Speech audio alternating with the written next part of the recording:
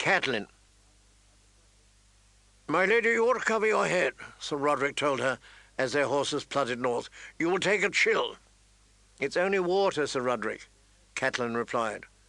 Her hair hung wet and heavy, a loose strand stuck to her forehead, and she could imagine how ragged and wild she must look, but for once she did not care. The southern rain was soft and warm. Catelyn liked the feel of it on her face, gentle as her mother's kisses. It took her back to her childhood, to long grey days at River Run. She remembered the god's wood, drooping branches heavy with moisture, and the sound of her brother's laughter as he chased her through piles of damp leaves. She remembered making mud pies with Lysa, the weight of them, the mud slick and brown between her fingers. They had served them to Littlefinger giggling, and he'd eaten so much mud he was sick for a week. How young they all had been. Catelyn had almost forgotten. In the north the rain fell cold and hard, and sometimes at night it turned to ice. It was as likely to kill a crop as nurture it, and it sent grown men running for the nearest shelter. That was no rain for little girls to play in. "I'm soaked through," Sir Roderick complained. "Even my bones are wet." The woods pressed close around them, and the steady pattering of rain on leaves was accompanied by the small sucking sounds their horses made as their hooves pulled free of the mud. "We will want a fire tonight, milady, and a hot meal would serve us both." "There is an inn at the crossroad up ahead," Catelyn told him. She had slept many a night there in her youth, travelling with her father. Lord Huster Tully had been a restless man in his prime, always riding somewhere. She still remembered the innkeep, a fat woman named Masha Heddle, who chewed sour leaf night and day and seemed to have an endless supply of smiles and sweet cakes for the children. The sweet cakes had been soaked with honey, rich and heavy on the tongue, but how Catelyn had dreaded those smiles. The sour leaf had stained Masha's teeth a dark red and made her smile a bloody horror. "An inn," Sir Roderick repeated wistfully. "If only... but we dare not risk it. If we wish to remain unknown, I think it best we seek out some small holdfast." He broke off as they heard sounds up the road. Splashing water, the clink of mail, a horse's whinny. "Riders," he warned, his hand dropping to the hilt of his sword. Even on the King's Road, it never hurt to be wary. They followed the sounds around a lazy bend of the road and saw them. A column of armed men noisily fording a swollen stream. Catelyn reined up to let them pass. The banner in the hand of the foremost rider hung sodden and limp, but the guardsmen wore indigo cloaks, and on their shoulders flew the silver eagle of Seaguard. "Mallisters," Sir Roderick whispered to her, as if she had not known. "My lady, best pull up your hood." Catelyn made no move. Lord Jason Mallister himself rode with them, surrounded by his knights, his son Patrick by his side, and their squires close behind. They were riding for King's Landing and the hound's tourney, she knew. For the past week the travellers had been thick as flies upon the King's Road. Knights and free riders, singers with their harps and drums, heavy wagons laden with hops or corn or casks of honey, traders and craftsmen and whores, and all of them moving south. She studied Lord Jason boldly. The last time she had seen him, he had been jesting with her uncle at her wedding feast. The Mallisters stood bannermen to the Tullys, and his gifts had been lavish. His brown hair was salted with white now, his face chiselled gaunt by time. Yet the years had not touched his pride. He rode like a man who feared nothing. Catelyn envied him that. She had come to fear so much. As the riders passed, Lord Jason nodded a curt greeting, but it was only a high lord's courtesy to strangers chance met on the road. There was no recognition in those fierce eyes, and his son did not even waste a look. "He did not know you," Sir Roderick said after, wondering. He saw a pair of battered travellers by the side of the road, wet and tired. It would never occur to him to suspect that one of them was the daughter of his liege lord. I think we shall be safe enough at the inn, Sir Roderick. It was near dark when they reached it, at the crossroads north of the great confluence of the Trident. Masha Heddle was fatter and greyer than Catelyn remembered, still chewing her sour leaf, but she gave them only the most cursory of looks, with nary hint of a ghastly red smile. 2 rooms at the top of the stairs, that's all there is, she said, chewing all the while. They're under the bell tower, so you won't be missing meals. Though there's some thinks it's too noisy. Can't be helped. We're full up, or as near as makes no matter. It's those rooms or the road. It was those rooms. Low, dusty garrets at the top of a cramped, narrow staircase. Leave your boots down here, Marcia told them, after she'd taken their coin. The boy will clean them. I won't have you trekking mud up my stairs. Mind the bell. Those who come late to meals don't eat. There were no smiles, and no mention of sweet cakes. When the supper bell rang, the sound was deafening. Catelyn had changed into dry clothes. She sat by the window, watching rain run down the pane. The glass was milky and full of bubbles, and a wet dusk was falling outside. Catelyn could just make out the muddy crossing where the 2 great roads met. The crossroads gave her pause. If they turned west from here, it was an easy ride down to Riverrun. Her father had always given her wise counsel when she needed it most, and she yearned to talk to him, to warn him of the gathering storm. If Winterfell needed to brace for war, how much more so Riverrun, so much closer to King's Landing, with a par of Casterly Rock looming to the west like a shadow. If only her father had been stronger, she might have chanced it. But Hoster Tully had been bedridden these past 2 years, and Catelyn was loath to tax him now. The eastern road was wilder and more dangerous, climbing through rocky foothills and thick forests into the mountains of the moon, past high passes and deep chasms to the Vale of Arryn and the stony fingers beyond. Above the vale, the Eyrie stood high and impregnable, its towers reaching for the sky. There she would find her sister, and perhaps some of the answers Ned sought. Surely Lysa knew more than she had dared to put in a letter. She might have the very proof that Ned needed to bring the Lannisters to ruin, and if it came to war, they would need the Arryns and the Eastern lords who owed them service. Yet the mountain road was perilous. Shadow cats prowled those passes, rock slides were common, and the mountain clans were lawless brigands, descending from the heights to rob and kill, and melting away like snow whenever the knights rode out from the vale in search of them. Even Jon Arryn, as great a lord as any the Eyrie had ever known, had always travelled in strength when he crossed the mountains. Catelyn's only strength was one elderly knight, armoured in loyalty. No, she thought, Riverrun and the Eyrie would have to wait. Her path ran north to Winterfell, where her sons and her duty were waiting for her.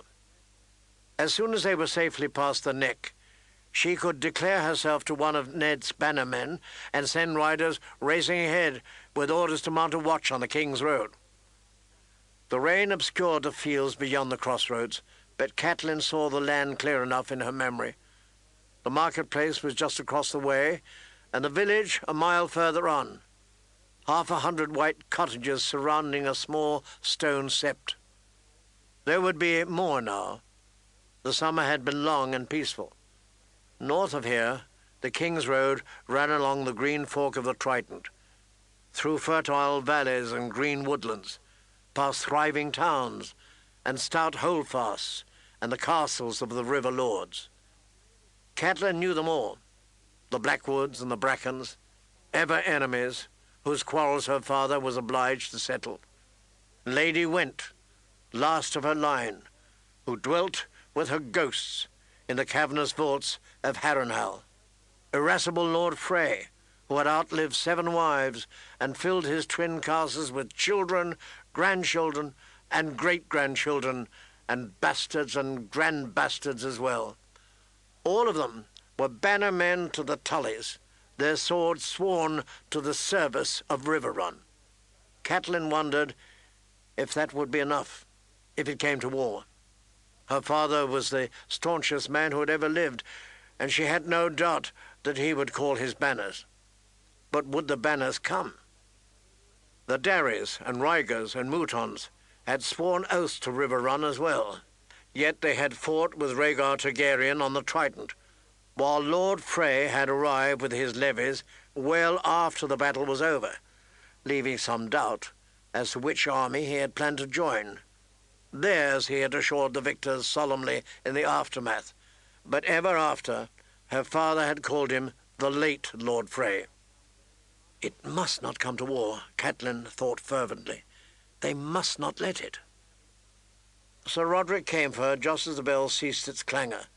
"We had best make haste if we hope to eat tonight, my lady." It might be safer if we were not knight and lady until we passed the neck, she told him. Common travellers attract less notice. A father and daughter taken to the road on some family business, say. "As you say, my lady," Sir Roderick agreed. It was only when she had laughed that he realized what he'd done. "The old courtesies die hard, my daughter." He tried to tug on his missing whiskers and sighed with exasperation. Catelyn took his arm. "Come, father," she said. "You'll find that Masha Heddle sets a good table, I think, but try not to praise her. You truly don't want to see her smile." The common room was long and draughty, with a row of huge wooden kegs at one end and a fireplace at the other.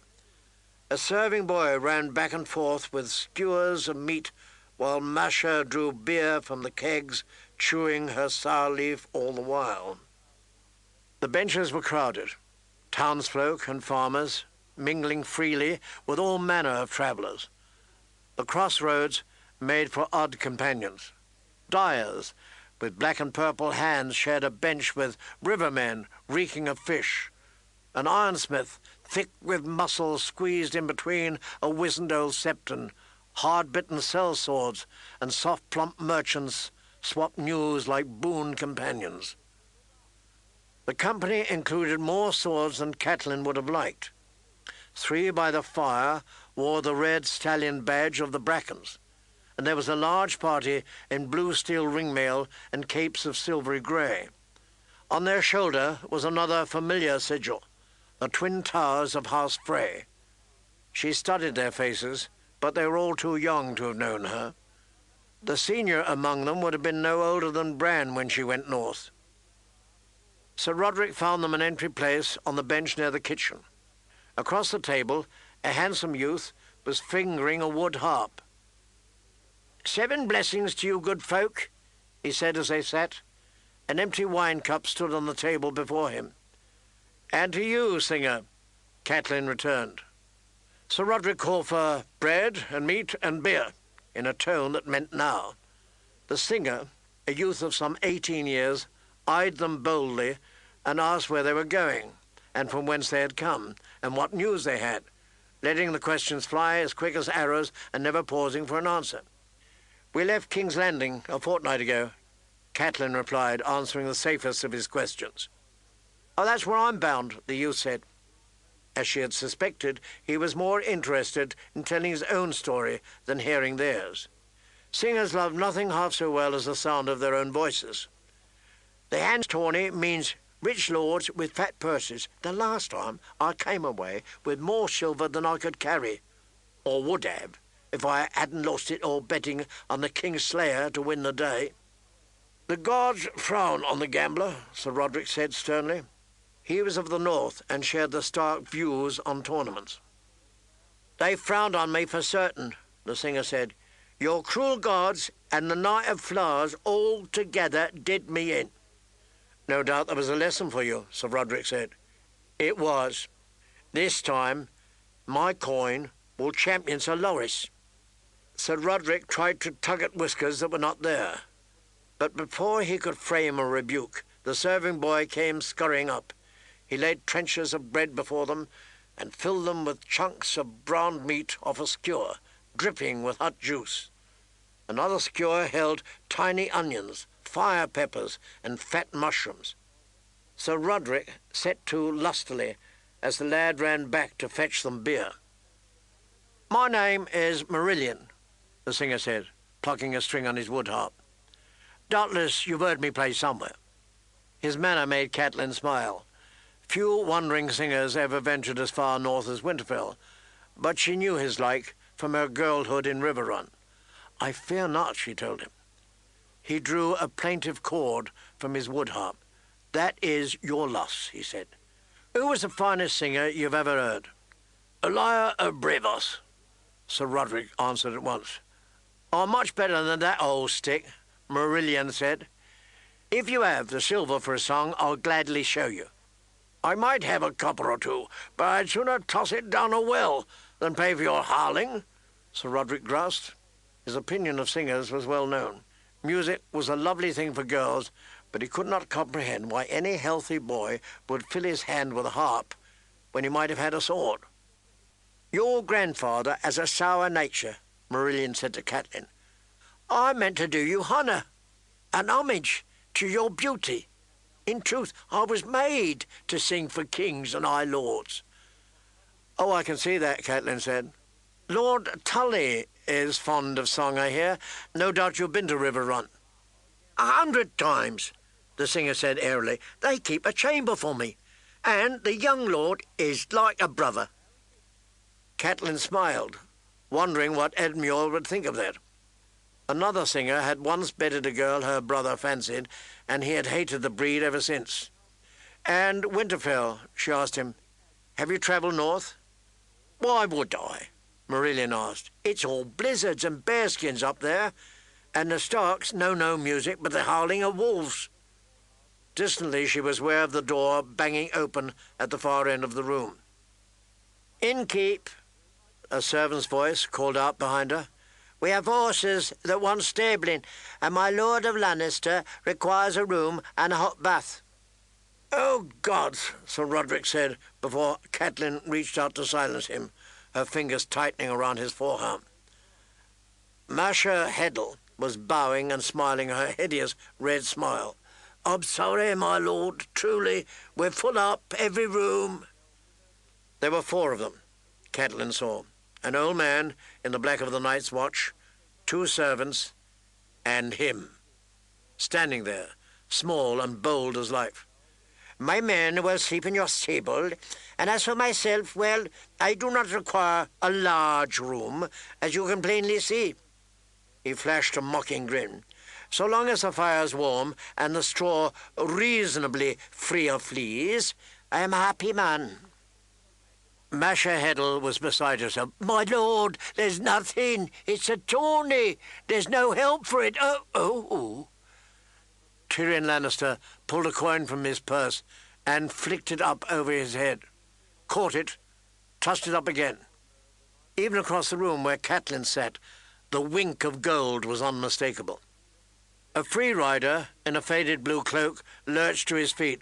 "You're welcome to my room, my lord." "Now there's a clever man," Lannister said as he sent the coin spinning across the room. The free rider snatched it from the air. "And a nimble one to boot." The dwarf turned back to Masha Heddle. "You will be able to manage food, I trust?" "Anything you like, my lord, anything at all," the innkeep promised. And may he choke on it, Catelyn thought. But it was Bran she saw, choking, drowning on his own blood. Lannister glanced at the nearest tables. "My men will have whatever you're serving these people. Double portions. We've had a long, hard ride. I'll take a roast fowl, chicken, duck, pigeon, it makes no matter. And send up a flagon of your best wine. Yarin, will you sup with me?" "Aye, my lord, I will," the black brother replied. The dwarf had not so much as glanced toward the far end of the room, and Catelyn was thinking how grateful she was for the crowded benches between them, when suddenly Marillion bounded to his feet. "My Lord of Lannister," he called out, "I would be pleased to entertain you while you eat. Let me sing you the lay of your father's great victory at King's Landing." "Nothing would be more likely to ruin my supper," the dwarf said dryly. His mismatched eyes considered the singer briefly, started to move away, and found Catelyn. He looked at her for a moment, puzzled. She turned her face away, but too late. The dwarf was smiling. "Lady Stark, oh, what an unexpected pleasure," he said. "I was sorry to miss you at Winterfell." Marillion gaped at her, confusion giving way to chagrin, as Catelyn rose slowly to her feet. She heard Sir Roderick curse. If only the man had lingered at the wall, she thought, if only. "Lady Stark?" Masha Heddle said thickly. "I was still Catelyn Tully the last time I bedded here," she told the innkeeper. She could hear the muttering, feel the eyes upon her. Catelyn glanced around the room, at the faces of the knights and sworn swords, took a deep breath to slow the frantic beating of her heart. Did she dare take the risk? There was no time to think it through. Only the moment and the sound of her own voice ringing in her ears. "You in the corner," she said to an older man she had not noticed until now. "Is that the black bat of Harrenhal I see embroidered on your surcoat, sir?" The man got to his feet. "It is, my lady." "And his lady went a true and honest friend to my father, Lord Huster Tully of Riverrun?" "She is," the man replied stoutly. Sir Roderick rose quietly and loosened his sword in its scabbard. The dwarf was blinking at them, blank-faced, with puzzlement in his mismatched eyes. "The red stallion was ever a welcome sight at Riverrun," she said to the trio by the fire. "My father counts Jonas Bracken amongst his oldest and most loyal bannermen." The 3 men-at-arms exchanged uncertain looks. "Our lord is honoured by his trust," one of them said hesitantly. "I envy your father all these fine friends," Lannister quipped, "but I do not quite see the purpose of this Lady Stark." She ignored him, turning to the large party in blue and grey. They were the heart of the matter. There were more than 20 of them. "I know your sigil as well, the Twin Towers of Frey. How fares your good lord, sirs?" Their captain rose. "Lord Walder is well, my lady. He promises to take a new wife on his 90th name day, and has asked your lord father to honour the wedding with his presence." Tyrion Lannister sniggered. That was when Catelyn knew he was hers. "This man came as a guest into my house, and there conspired to murder my son, a boy of 7, she proclaimed to the room at large, pointing. Sir Roderick moved to her side, his sword in hand. "In the name of King Robert and the good lords you serve, I call upon you to seize him and help me return him to Winterfell to await the king's justice." She did not know what was the more satisfying, the sound of a dozen swords drawn as one, or the look on Tyrion Lannister's face.